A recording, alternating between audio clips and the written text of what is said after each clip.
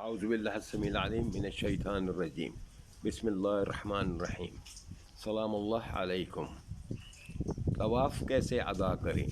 دوسرا حصہ۔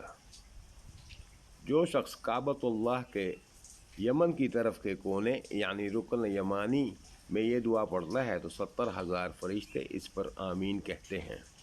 اللہم انی اعوذ بک من الکفر والفاقہ ومغافۃ الخزي فی الدنیا والآخرہ۔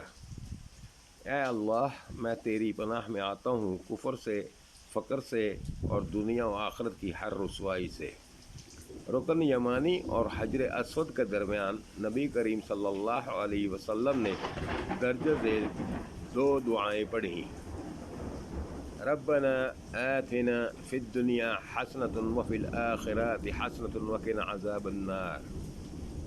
اے ہمارے رب، ہمیں دنیا کی بھلائی اور آخرت کی بھلائی عطا فرما اور ہمیں آگ کے عذاب سے بچا۔ اللہم قنعنی بما رزقتنی وبارک لی فیہ واخلف علی کل غائبۃ لی بخیر۔ اے میرے رب، جو تو نے مجھے رزق دیا ہے اس پر مجھے راضی کر دے، مجھے اس میں برکت عطا فرما اور مجھے اس سے بہتر عطا فرما جو میں نے کھویا ہے۔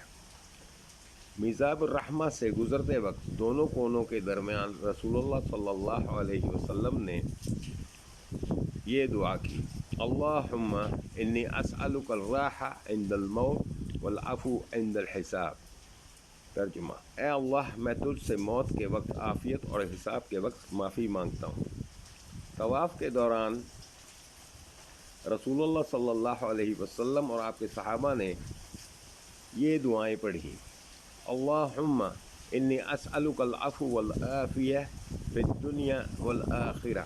اے اللہ، میں تجھ سے دنیا اور آخرت میں بخشش اور عافیت کا سوال کرتا ہوں۔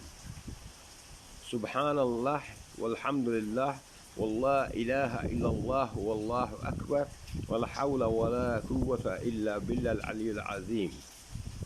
اللہ پاک ہے، تمام تعریفیں اللہ کے لیے ہیں، اللہ کے سوا کوئی معبود نہیں، اللہ سب سے بڑا ہے، اللہ کے سوا کوئی اور طاقت نہیں جو سب سے بلند اور عظیم ہے۔